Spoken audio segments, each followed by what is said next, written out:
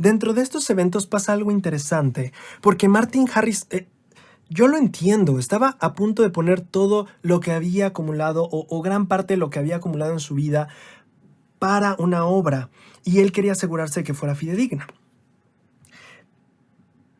Por una parte, y por otra, también habían empezado a correr los rumores, como ya sabes, de que José Smith era un estafador y todo eso, y entonces Martin Harris empezaba a recibir burlas también. Y aparte ahora su esposa pues estaba molesta con él. Entonces Martin Harris empezaba a sentir un poquito la fricción de esta obra, ¿no?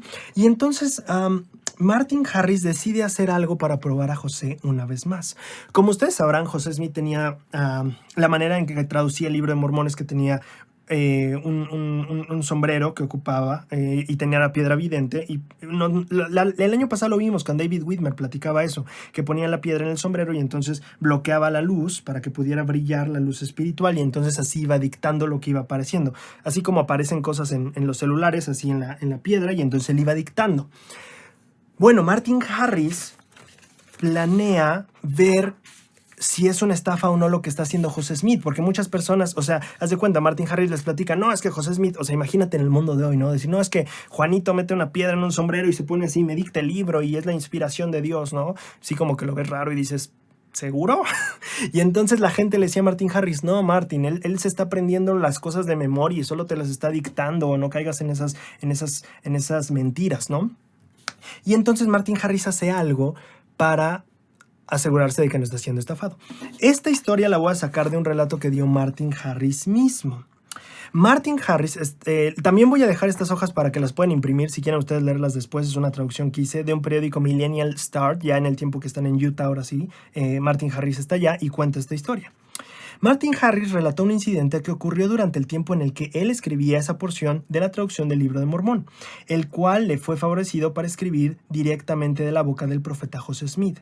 Él dijo que el profeta poseía una piedra vidente por medio de la cual él podía traducir, al igual que con el Urim y Tumim, y que por conveniencia él usaba la piedra vidente pues más que el sombrero, ¿no? Martin explicó que la traducción se llevaba a cabo de la siguiente manera. Por medio de la piedra vidente aparecían oraciones y serían leídas por el profeta y escritas por Martin. Cuando acababa de escribirlas, él decía escrito. Y si la había escrito correctamente, la oración desaparecía de la piedra y otra aparecía en su lugar.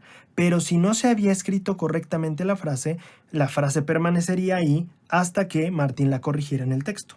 Así que la traducción fue justo como fue grabada en las planchas, precisamente en el lenguaje que entonces se usaba.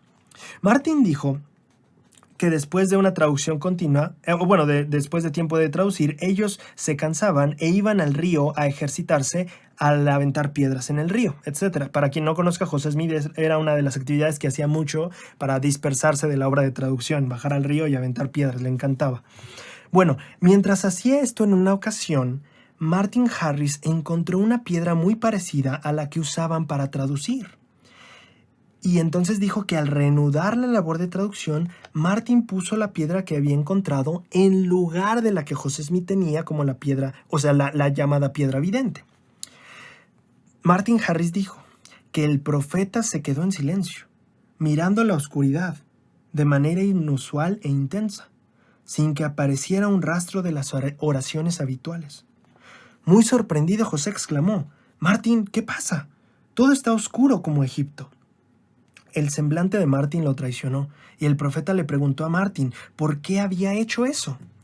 Martin dijo, para silenciar la boca de los necios, quienes le habían dicho que el profeta había memorizado esas oraciones y solamente las estaba repitiendo.